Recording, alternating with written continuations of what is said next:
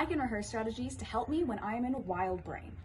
Can you come up with an action for some other keywords for this expectation? For this week's goal, we have some learning to do about our brain. Reboot teaches us that our brain has three main parts: the smart brain, where we do all of our thinking, the emotional brain, where we do all of our feeling, and the wild brain. The wild brain is where we store all of our simple functions, like breathing, moving, and feeling fear to keep ourselves safe. When we are thinking clearly and able to do our learning and go about our lives as a 3, 4, or 5, we are using all three parts of our brain together. When we are in wild brain, we can't use our smart brain or emotional brain properly, so we find it hard to use their functions, like thinking logically or reacting to things appropriately. And all we are left with is our wild brain functions and fight, flight, or freeze. Since we can't use logic or reasoning, if we get stuck in wild brain without any strategies, we end up doing some pretty silly things and feeling pretty bad. Which face do you think matches wild brain? That's right, if you're in wild brain, then you would be feeling a 1. What are some emotions that you think you might feel if you were a 1 stuck in wild brain? You would usually feel really sad, angry, or afraid when you were in wild brain. Roleplay with your class what you think this might look like. We came up with some ideas ourselves. While you watch these teachers in wild brain, think about what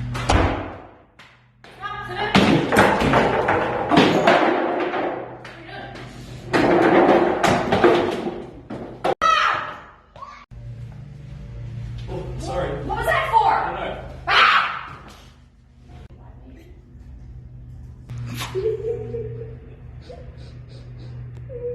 Okay with someone? Do you need something? You okay? You look very upset. Based on these videos and what you already know about what it feels like to be a 1 in wild brain, fill out this Y chart with what it looks like, sounds like, and feels like. When we are in wild brain as a number 1, it looks like fight, so throwing chairs and belongings, screaming or getting into fistfights, flight, which is like running away or hiding, or freeze, where you could be rocking in the corner, crying, or being non-responsive or unable to talk.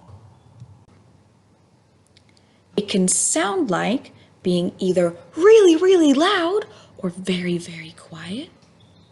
It can sound like crying. It's mainly not speaking, other than maybe a couple of phrases that you use a lot. And it can sound like people trying to help you and you not able to hear or understand. And it feels like being a number 1, which can be aggressive, angry, or frustrated, afraid or anxious, sad, depressed, and lonely. It can also feel like having a lack of control, since we're not using our smart and our emotional brains, and it can also feel really very exhausting. Based on what you've just seen, when you're feeling like this, do you think you're going to have much control over your words or actions? No, not really, which is why we need to practice some strategies so that they're so simple we don't even need to think about them when we're in wild brain. Looking at this completed Y chart, can you as a class find a couple of other keywords that you might want to make some actions for so we remember what it's like to be a number 1 in wild brain? As always, the best strategy for this is prevention, so we don't get into wild brain in the first place. All we need to do to avoid this is make sure that this part of our brain is fed. It is really, really easy to feed your wild brain at school and at home. All you really need to do is have a strong wake-up time, a really clear morning routine. You need to eat a healthy breakfast, lunch, and dinner every day, drink lots and lots of water throughout the day, and do lots of physical exercise at breaks and outside of school. And lastly, you just need to have a really solid bedtime so that we can get enough sleep so we're ready for the next day. Discuss with your neighbor how many of these things you think you do, and if you are missing a couple, how are you going to fix those? Let's play a quick game. I'm going to show you some pictures. There's going to be 2 to each page. I want you to, as fast as you can, point to the one that you think is going to better feed your wild brain.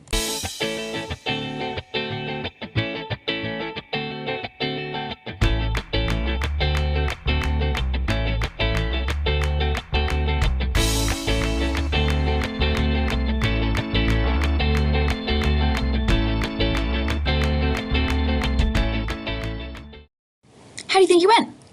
I think that was a bit of fun. All right, even though we do all of these things, some of us, we can still get triggered into wild brain. So we need to think of some things that we can do to prevent that at school. All right, now let's have a think about the things that we can do as a whole class to support our wild brain at school. Have a look around your room right now. Can you please put your hand up right in the air if you can see what your classroom routine is and you know what's going to happen today? Do you have circle times or transitions after each break?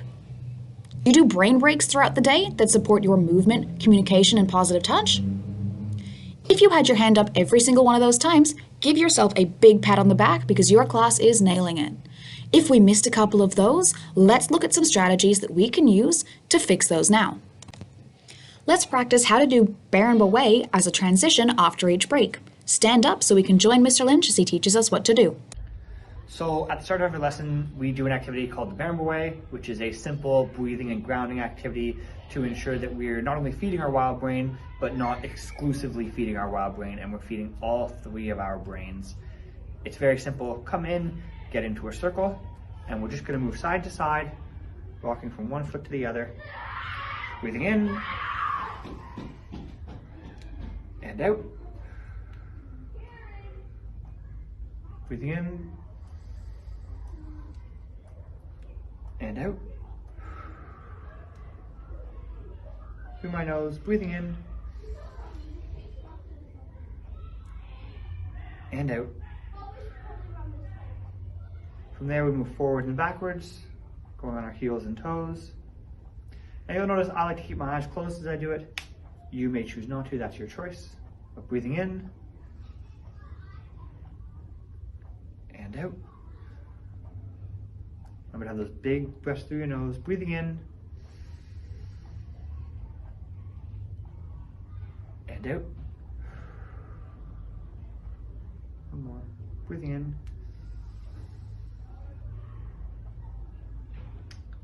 and out. And then we're going to finish with our final set of 3 breaths. For this one, we're not going to move at all, so we're going to bring our feet together and our hands to our side. And we're just going to take really slow, long breaths, really filling our lungs as much as we can, and then hold them for a few seconds. For these ones, we're going to go in and out only through our nose, because that allows us to oxidize better, and it allows more oxygen to get into our blood, get into our body, and get into our brain.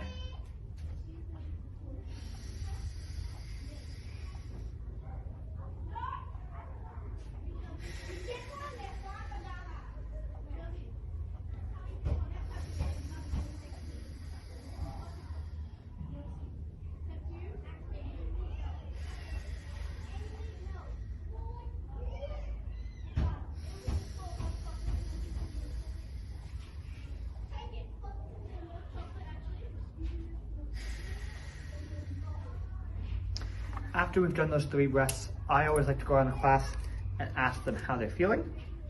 That's what I like to do, because I find if you ask the kids before you do those calming breaths how they're feeling, they might be a little bit emotional and they might be a little bit charged. Whereas if you give them those 9 breaths, and it takes about 2 minutes, they just really relax before you go and ask them how they're feeling, they tend to indicate that they're feeling a little bit better. Another really great way to keep ourselves out of wild brain is to feed it using brain breaks. The best brain breaks involve movement, communication, and positive touch. Let's have a look at some teachers showing us a really cool brain break I like to use. Scissors, paper, rock. Oh, let's try again. Scissors, paper, rock. Scissors, paper, rock. Okay. ready?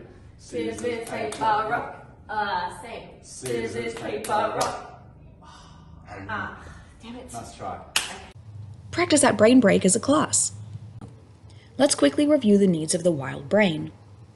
Fill out this piece of paper that you have, and let's see how well you know your wild brain. Now, we haven't discussed every single one of these, but give yourself a pat on the back for every single one that you got right on your class sheet. All right, let's have a quick think now about one thing that we can change personally and one thing that we can change as a whole class so that we have the best chance at staying out of wild brain. So think now about the one thing that you could change yourself to keep yourself out of wild brain. And now let's discuss as a whole class, what do you think you could do so that you have an even better chance, even if you had your hand up every single time before, what could we add a little bit more of to give ourselves the best chance?